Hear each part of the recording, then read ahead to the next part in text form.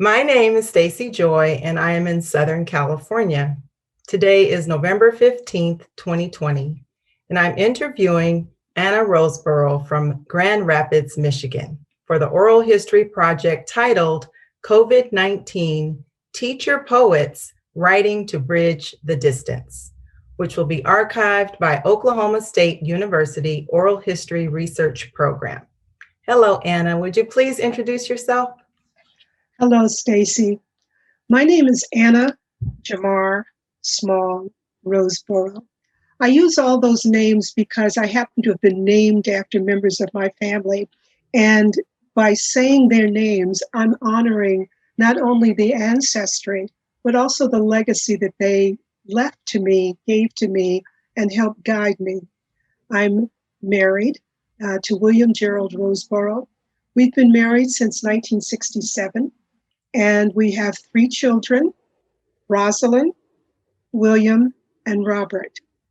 Our son Robert was a Navy man, was a sailor, and he died in 2006 while he was serving in Sasebo, Japan. And part of our story is those who are still with us, those who were with us, and those who remain with us in memory in their spirits. I also am an educator. I started teaching middle school in St. Louis, Missouri in 1967. My husband happened to have been from Pennsylvania. We have never lived in Pennsylvania, but we also lived in upstate New York, where our 2 younger sons were born. We moved to Western Massachusetts for a couple of years. And then my husband decided that he would like to live in Southern California. And so we moved to Southern California, where we lived for 18 years. And then when we retired in 2005, we moved to Michigan, to Grand Rapids, Michigan. And so my career as an educator has been from coast to coast, state to state. And having an opportunity to stay in touch with educators online is what brought me into relationship with Sarah Donovan, who is the woman who started the ethical ELA. And so when the COVID pandemic started, the community was already there.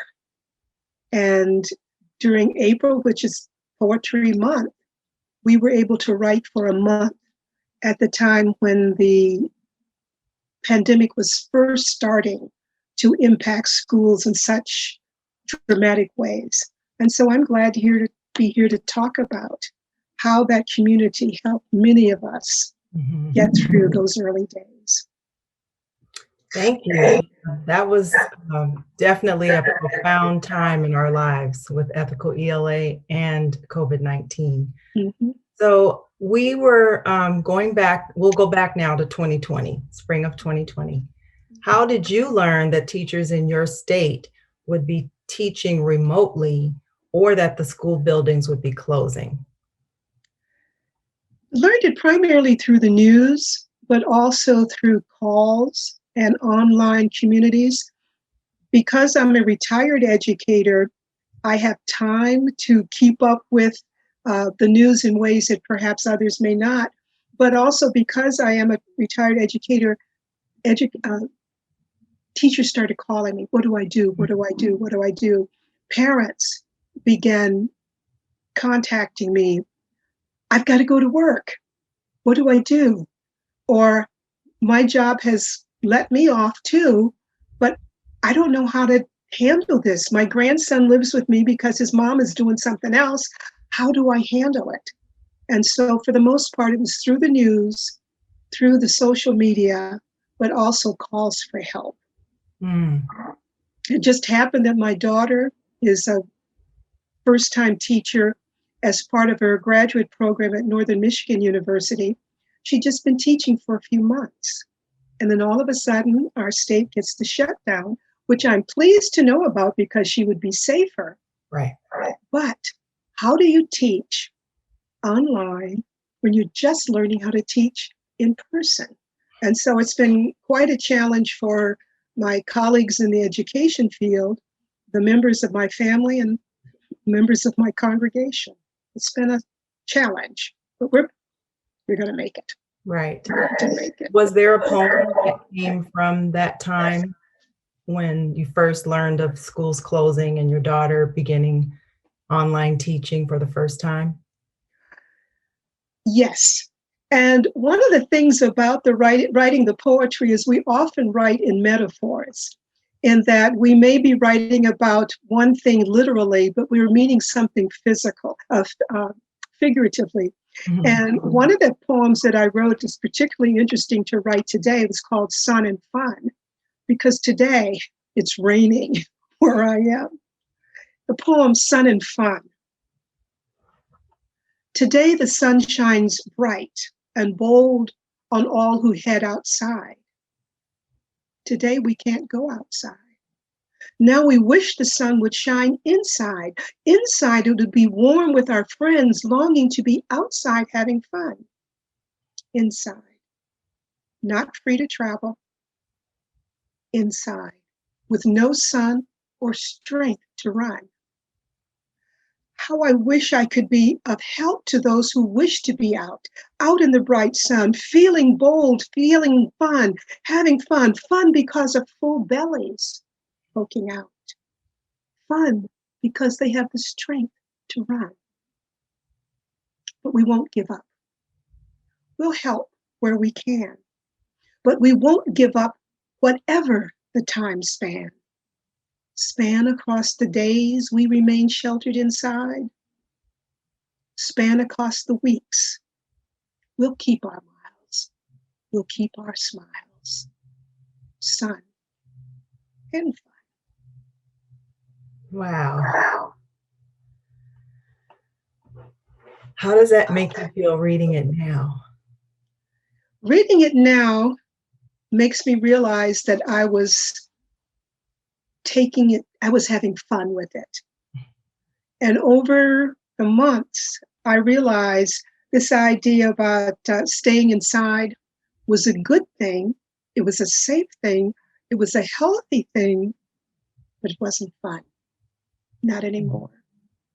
And in our online conversations with one another, we learned that it didn't have to be fun to be good. And as we've come to understand that sequestering at home is good, even if it's not fun, this poem takes on another meaning to me. And I'm glad that even in April, I could write that third stanza, says, we won't give up. We'll help where we can.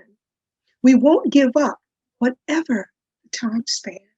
In April, we were thinking, maybe June, the sun will come out and it'll burn off the COVID, and we'll be able to be out in the sun again.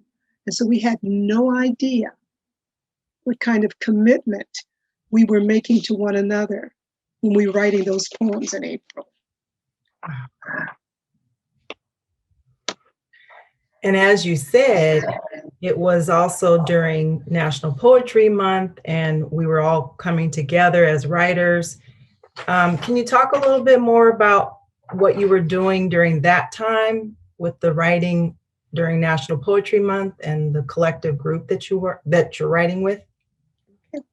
Number one, what I was doing during that time, in fact, it's one of the things I think that helped carry me through the summer and the fall, was I was writing a book. Because of the work that I had done with my daughter, talking on the phone every day about how to become a successful teacher if you're brand new and don't have any teacher training. And so I was writing a book to pass along. And one of the poems that I began to write at that time is, what is my role as a retired educator when I'm not out there every day? Do they trust me to give them advice when I'm not there? And one of the poems that I wrote was that questioning. And it's called, Is it time to go? Time to move over so others can grow? Show they have the passion that has kept me here so long? Is it time to stay? Accompany others on the way? Will I know the time? Will I know the day? To show they have passion that has kept me here for so long, they need space inside the place. Will I have the grace? Will I know the time? Will I know the day to collect my stuff and step aside, to leave and go outside? They need space inside the place, with space to develop their own ideas. So will I have the grace to collect my stuff, to step aside, to leave and go outside? Or will I stay right here and share this glorious space? They call me the nudge. So they must not begrudge the fact that I've not left in a rush. Someday soon, with a smile, they'll say as they blush, "Now you can go on your way. We're here to stay. Thanks so much. We'll be in touch." You'll laugh. You're I laughing. love it. Love it. It's where I was at that time.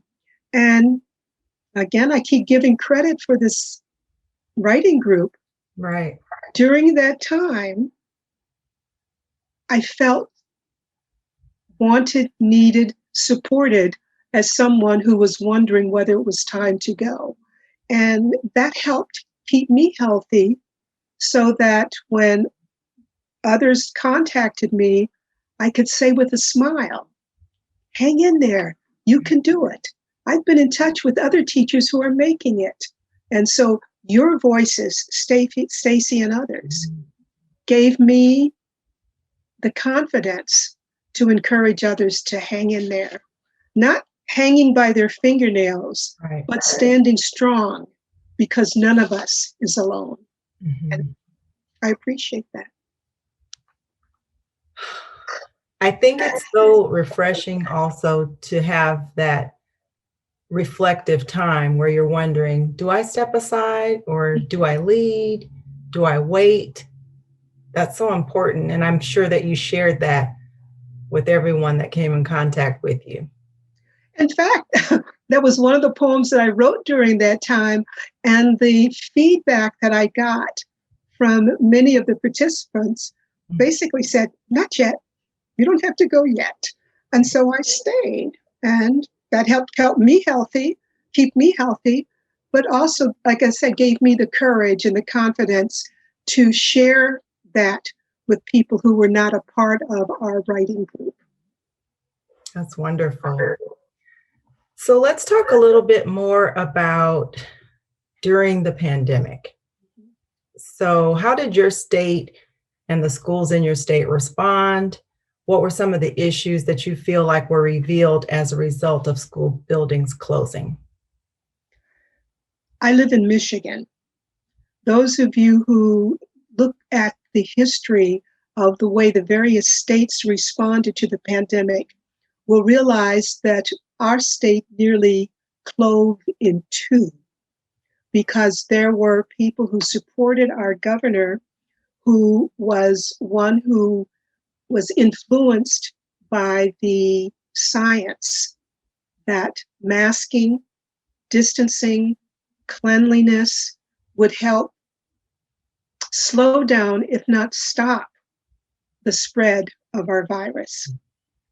On the other hand, we had a significant number of people who believed that it was their right to mask or not mask. Some even went to their state capitol fully armed with automatic rifles, challenging our governor to open up the state, even though she knew from what she was hearing from other governors that if we did not keep the schools closed, at least until the end of the year, that the effects of the pandemic would spread so much more that it would be irresponsible on her part not to try to control it until they understood more about it. This impacted our schools. Some teachers lived in communities where they had no choice. They had to go totally virtual. Some teachers lived in communities where they tried to do it in hybrid, where a couple of days a week they would go to school, a couple of days they would stay home. But most of the teachers learned that the issue was not teaching, it was access. Access to the technology, access to tablets. Michigan is a very diverse state in that we have very large areas of dense population on the East Coast and the West Coast, but throughout the middle, very rural. We have very large communities where we have students who have no access to technology other than their cell phones. And you can't take class all day on a single cell phone. We had children who were able to walk to the McDonald's, take the tablet that the schools eventually got to them, take their tablets to the parking lot where there was access to broadband so they could do their homework. So the COVID shutdown, not shutdown, revealed very, very distinct divides in our state. And whenever you get divides, you're going to see it in the classrooms. And our teachers were valiant. Even though it was difficult, they kept doing whatever they needed to do to make the adjustments so their students would know their teachers had not forgotten. Even if the students may not show up every day, the teachers were showing up every day. But it was a very trying time, those last couple of months after our state went on lockdown and teachers had to go home. Bus drivers lost their jobs. Those who prepared food for the lunchrooms lost their jobs. And we began to see the impact of unemployment that affected, of course, our students, those who used to get their meals at school. Thankfully, many communities quickly came up with alternative ways of getting tablets to the students in time, but also getting meals. Some of the bus drivers consented to go to the schools where some of the food service staff said, "We're coming. The food is here, we're cooking it." The bus driver said, "You cook the food, we'll get the food out." And so they would stop at bus stops where they used to pick up students, and the students would come to the bus stops and get their meals. It's been a trying time, but a beautiful time to see how people say, we're going to take care of the people in our community with the resources that we have available. So I get down sometimes and I get absolutely joyful knowing that educators and members of the community decided that we're going to get through this together.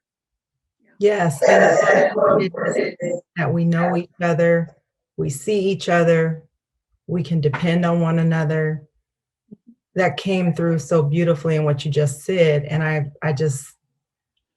hope that we can see that continue. You know, we're in a place now where we need to be able to depend on one another and know that we have each other's back. That we may or may not, depending on how we address some of the other issues that were revealed during the pandemic. Some people are aware of the issues of police brutality that began to impact the way that people could deliver education to the students. And that's another issue, but it was exacerbated because of the pandemic. And in some ways, I think some of the issues were addressed because people had time to consider what's really important in their families, in their neighborhoods, in our country, in the world. Did you write something around that time that you feel like expresses that sentiment? Well, there were two things. One of them that I wrote, we were talking about being members of diverse communities, races, economics, regions. One of the things that did come out was the idea of being safe if you were dark or light complected. What your race was, what you looked like, sometimes determined whether or not you'd be able to get home safely. And one of the poems that I wrote during this time addressed the issue of melanin, skin color.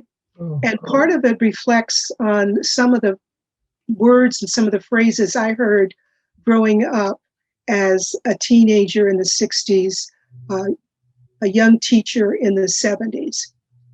And I called it Love It or Lighten It. Love the skin you're in. Be satisfied and you'll win. Unless your skin is black or brown, then folks won't even want you around. High yellow is mellow, says the gawking fellow, and white is all right. Don't say it, or I'll fight. Melanin count predicted your life. If you're dark, choose light for your wife. Do so and lighten up the family tree. Lighteners were what we were expected to be. Those who purge the line of black. If you're black, get back. But thankfully, we were taught to be proud. I'm black and I'm proud. We'd shout out loud. But today, I hear the exact same stuff. I turn a deaf ear and walk off in a huff.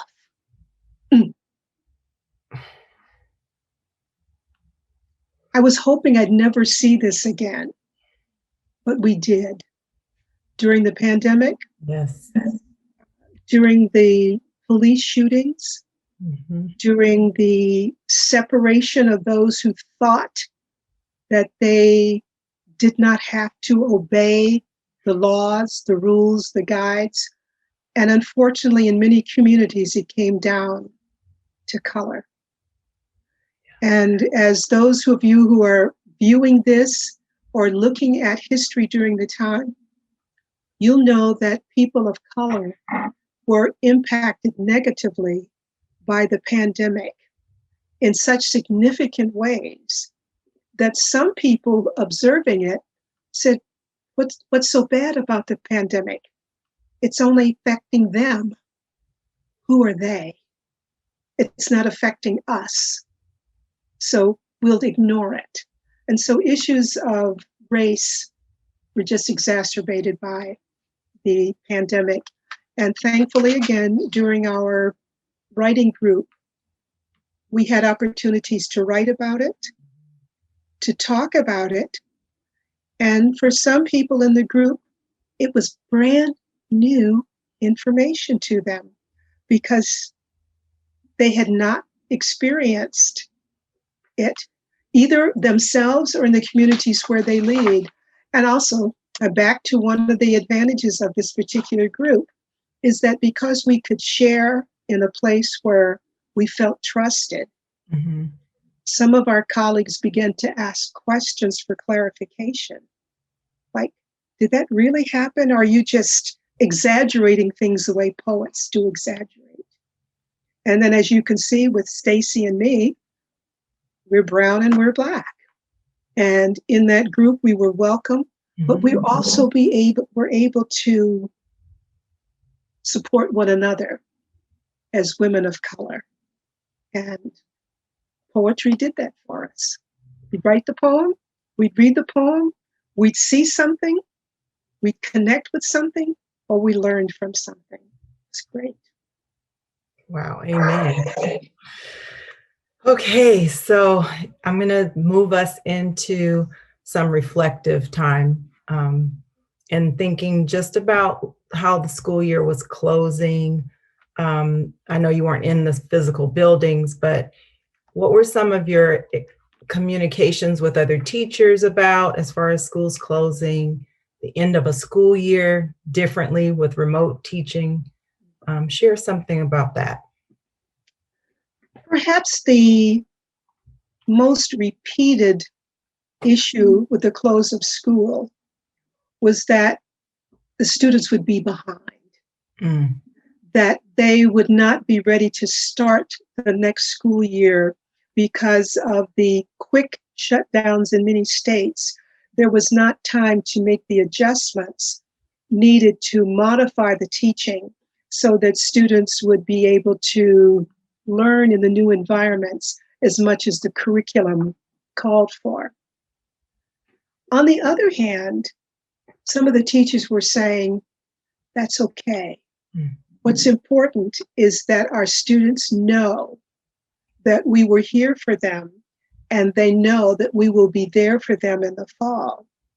And so as the school year ended, many states decided they were not going to do the end of the school year testing that had been a part of automatic May, June, and July, June of the school years. And so I also had an opportunity to hear teachers talk about ways they were going to use the summer to up their game, to learn more about the technology that frustrated them so much when they didn't have a choice, so that they would have an idea of, if for some reason I have to use this again, I want to be better prepared. But because of some of the race issues that arose, some of the teachers in Michigan decided to use the summer to update themselves on history in this country. And terms started flowing around like diversity, that's always been there, but inclusion became a term. Equity, justice. Why do we have all of this? And issues like, what do you mean by systemic racism and white privilege? And thankfully, some of the teachers in Michigan decided to use the end of the school year to come up with a plan to use the summer to educate themselves on some of the issues they saw arising in the news. And one of the poems that I wrote at that time was a time we were told to write about something. mm-hmm. But as I look at it now, I realize I was writing about someone. May I share it, Stacey? Please. I called it, We Need You. There you stand, sexy and bright, ready to bring me light when it's night. Curvaceous and saftig, oh, how you glow. Crowned with a linen skirt, blanchy like snow. Thin steel arms extend out stiffly. A tiny button turns you on quickly. What would I do without your beauty? On dark nights, I could not do my duty. Sending out letters and sending out notes, reminding my friends to research for their votes. We've got to express ourselves on the ballot. We've got to see that life's more than a shallot. We must peel back the layers and get to the core, learn the truth about the government. There's so much more. There you stand, strong, strong, firm, strong. You've kept me company for oh so long, listening to me to many a song when I'm stuck inside, away from the throng. Shine on, my friend. Keep bringing me light. Push back the night. Keep my smile bright. We need you. As I think about that night, I was writing about a lamp that was sitting on my table. In fact, it was a lamp I inherited from my mother that I stored in our guest room, but I brought it upstairs because it had a warmer light than the cool light that I had next to my desk. And that day that we were asked to write about something, I looked up at that light and I wrote it about the lamp. However, Stacey, when you asked me to select poems to read today, I realized that I was writing about the teachers. Oh. So there you stand, maybe not so sexy, but bright, ready to bring me light when it's night. Curvaceous and saftig, oh, how you glow, crowned in a linen skirt, blanchy like snow. Thin steel arms extend out stiffly. A tiny button turns you on so quickly. And as I think about the teachers who have stood strong, the least little issue turned them on not negatively, but positively. And then I began to say, what would I do without your beauty? The beauty of your passion, Stacey, and others in the group. On dark nights, I couldn't do my duty. What was my duty at that time? I was inside, sending out letters and sending out notes, reminding my friends to research for their votes. We were stuck inside. We had time to research. The next stanza. We've got to express ourselves on the ballot. We've got to see that life is more than a shallot. And that time I was playing with the imagery of an onion. Okay. We've got to peel back the layers and get to the core, learn the truth about government. There's so much more. At that time, whoever posted that prompt said, use some similes, use some metaphors. But as I'm looking at it now, that's what we had to do. And we did it together. And so I say to you, Stacey, and other educators who may be watching this or reading this, there you stand, firm and strong. You've kept me company oh so long, listening to me with many a song, while I'm stuck inside, away from the throng. Shine on, my friend. Keep bringing me light. Push back the night. Keep my smile bright. Thank you. Such a glorious piece.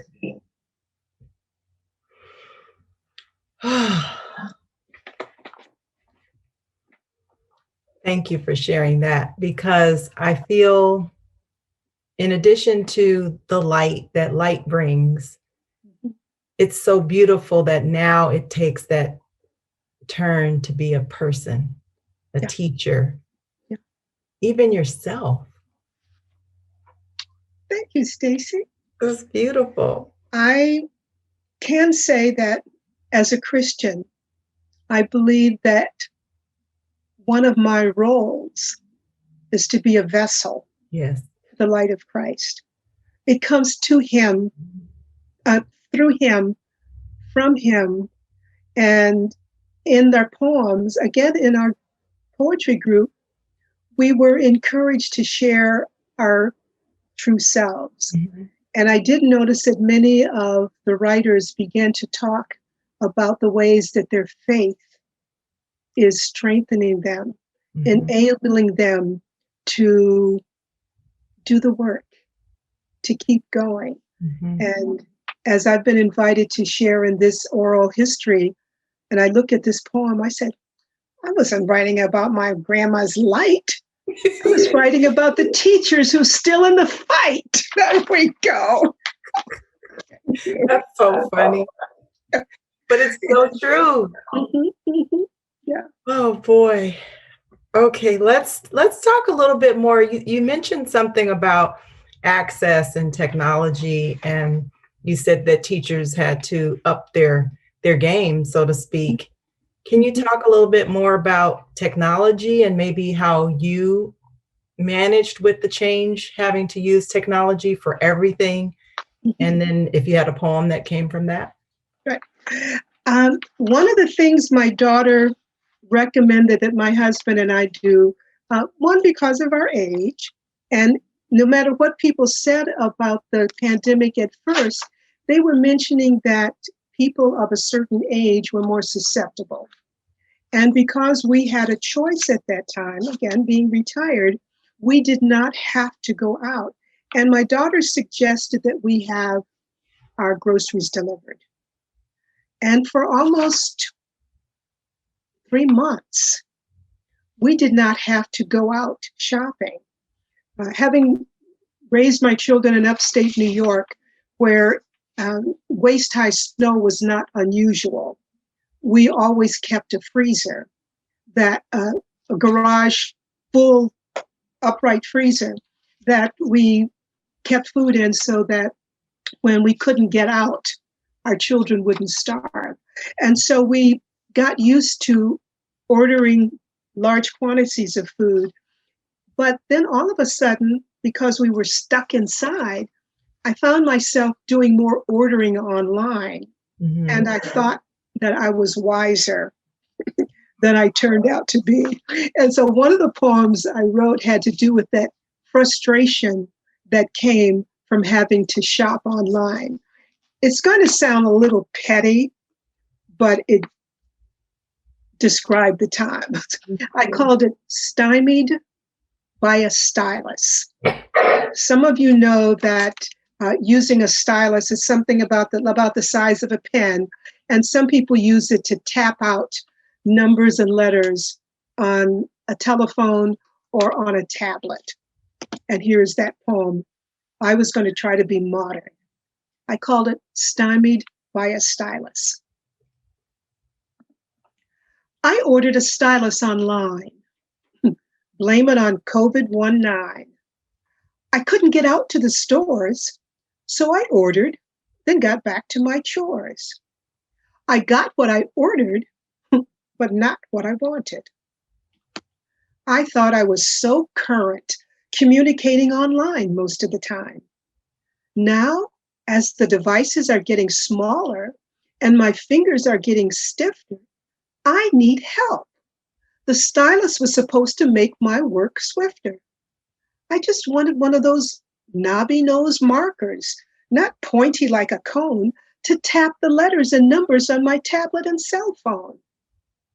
Instead of moving forward with technology, I'm having to go back to ancient times.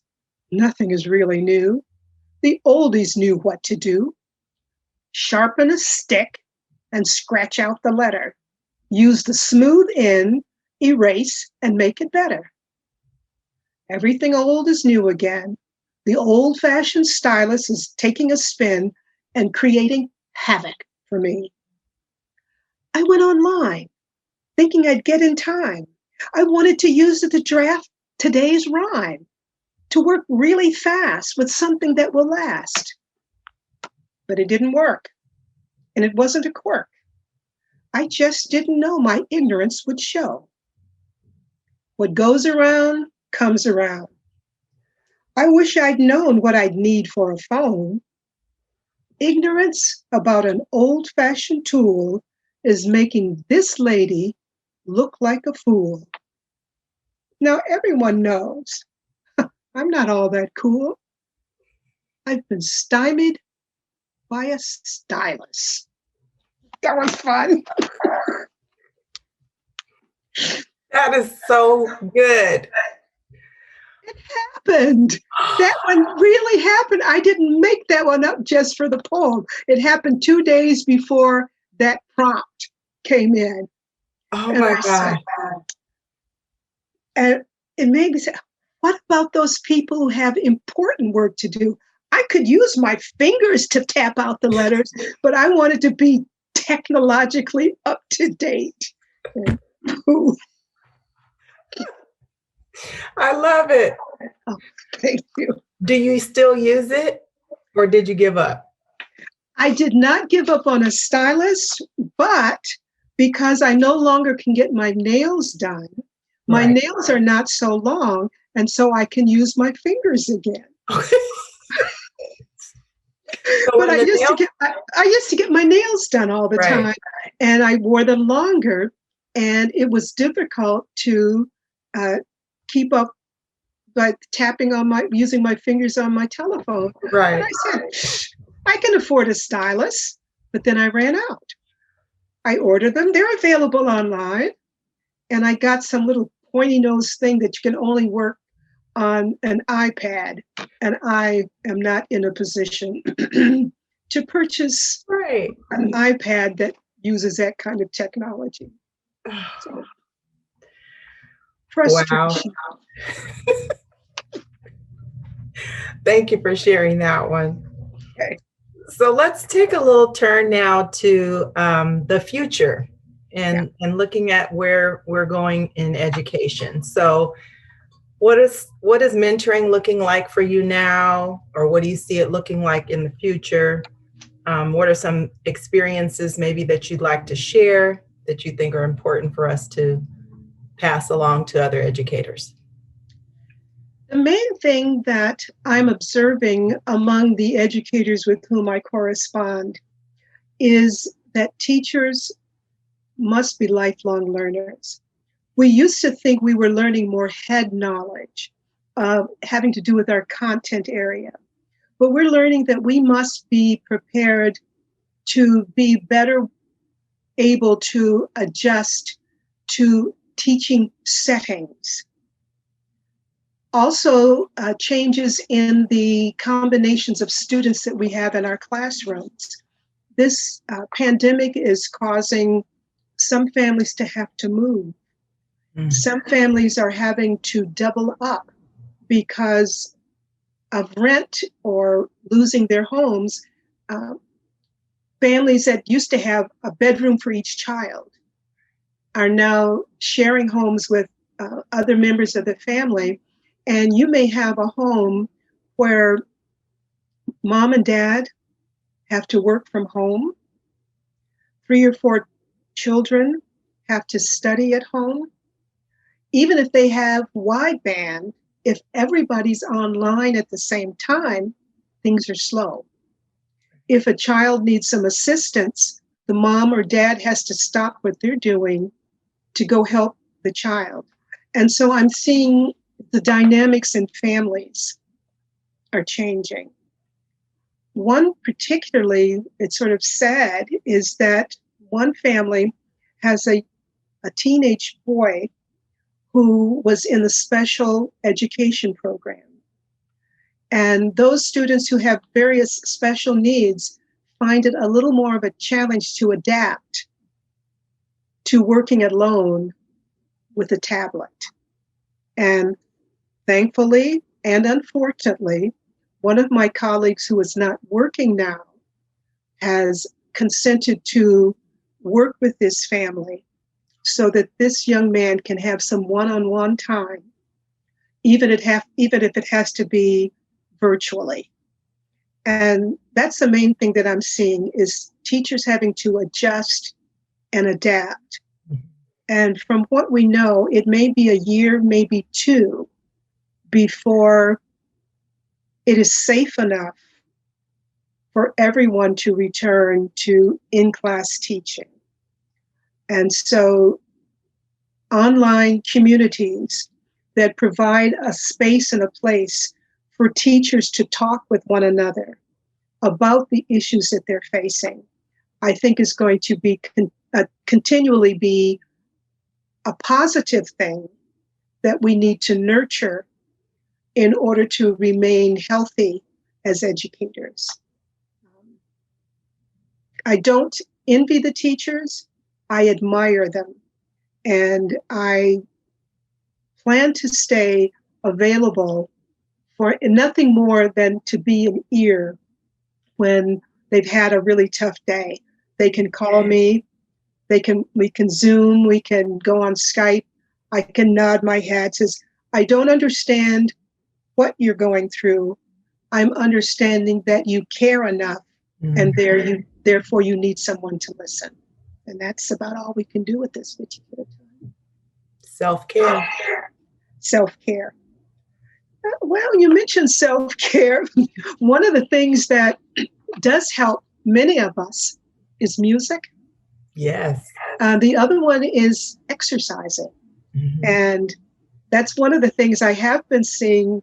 Some of the parents have begun to include exercising together Mm-hmm. as one of the ways that their family is studying at home. They don't have gym as they used to. In Michigan, it will be snowing soon, and so they won't be able to go outside. And so some of them are beginning to include exercise time together. And one of the poems that I did write about, someone asked, how are you managing yourself? How are you, Anna, Mm-hmm. managing yourself? And so this is the poem that I wrote. I called Songs Soothe and Help Us Cruise. Mm. One of the ways that I maintain myself physically is on an exercise bike. And I usually put on music as I ride. And often it is Christian music. The lyrics often feed me, but sometimes the songs, the music, the tunes remind me of people and places where we used to be able to gather to worship together. And so here it is. Songs of praise help me get through the days. Hymns to Him remind me of ways He helps get out, but not out and about. During forced days of inside stays, rhythm and blues when I hear the news, I reach for my running shoes. Discordant news pulse within. I just want to jump and shout, please just let me get up and get out. Hallelujahs resound, often out of tune, while riding my indoor cycle, listening to YouTube, I croon. Oh no, another family member has died. Not dirges this time. Compassion accompanied me as I cried. I rocked and swayed in my seat, reading another sympathy card. Quote, may melodies and memories remind you of our family's regard. Folks may be dying around, but flowers burst forth in the yard. Jazz riffs in these poems, within the beat of the daily given challenge, bebop along and are neat. Each writer saying what's in the heart, resolved to keep on living, giving each day a fresh start. Cheery notes from friends help us stay afloat in these strident times. We're not alone in the boat. Songs soothe and help us cruise. How do you feel with that now? It feels so therapeutic. It's therapeutic because I still do it. My goal is every day to get on that cycle and ride 4 to 7 miles, listening to music. Sometimes I'll put on a video from a teacher talking about some new idea. Like I said, now I see myself as a channel. And if I can stay up to date, even though I don't have to use it personally, I can evaluate it based on what I do know and suggest it to those who may be able to use it. And so I'm still listening to songs. They still soothe me. I still try to cruise along and make it through this time so that we can come out healthily. We can come out together.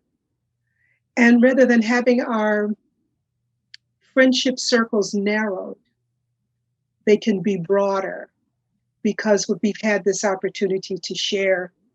And we've learned to care for one another in ways that we may not have had we not had these kinds of online communities to interact. So how do you manage for your own self-care other than cycling and music? Is there anything else that you do, like just to maintain your own peace during the pandemic and even in the midst still of all of the racial injustices that we see? I mentioned that I got married in 1967. I am still married to this man. We still have a relationship that is evolving. And one of the things that we try to do every year, particularly after we moved back to Michigan, was to return to warm weather. We usually return to California during February for two reasons. One, I used to be the president of the California Association of Teachers of English. And so I try to get back in time to attend that conference. And then we would add days before or after the convention to just go to some of the places that were healing for us. Walking along the beach, walking through the redwoods up in Humboldt County. And one of the prompts during this pandemic asked us about places that were special to us. And one of the poems I wrote was about my husband and I walking in the redwoods. May I share it? Please. Okay. The redwoods. Walking through the redwoods forest with my honey, standing among the majestic giants is worth much more than money. Who could imagine 200 years ago, when the seeds first fell down to the earth, that 200 feet up these trees would grow? And the awesome breath, they're 30 feet around. The crinkly quiet as we walk around, listening for, but not hearing a sound. The twin trees leaning against each other remind us that we need each other to stand tall so we won't fall. Like the redwoods, we must stand fast to the last. Oh God, we give you glory for it all. Standing tall. Every poem, I feel an overwhelming sense of peace. And it's coming through a time that has been so tumultuous that it speaks so much to the power of your spirit. I would thank you for that, but I can tell you that my spirit has been warmed and fanned by the community. The fact that you became a member of this community and have chosen to interview me for a project that Sarah suggested because she saw that it was doing us so much good. And just this kind of community is making each of us feel needed and supported, and having these opportunities to write about family is special. We're learning about one another, but I think we're also learning about our own relationships with our family. And I'm not sure it's happened to you, but some of us have had to go and mend some bridges as a result of what we're learning about ourselves as we write these poems. And I think that's a good thing. Yeah, I agree. Well, I want to respect your time. We've been talking for about an hour. Oh, wow. Yes. So I know there's probably many more poems that you have that you'd love to share. Is there any poem in particular that you feel speaks to how your whole experience has been with Ethical ELA, with the pandemic, with Poetry in April? Did you find yourself at a space in your writing where you just could celebrate something? I celebrate life each day. Mhm. And one of the things I do celebrate is Sarah, who was the person who started this particular group as a way of encouraging teachers to use poetry as one of their teaching tools. And now it has become a form of support for health and emotional health. And if you will permit me to close with this poem honoring Sarah for the work that she has invited us to do with her. I call it Lead On. Sarah, congratulations to you.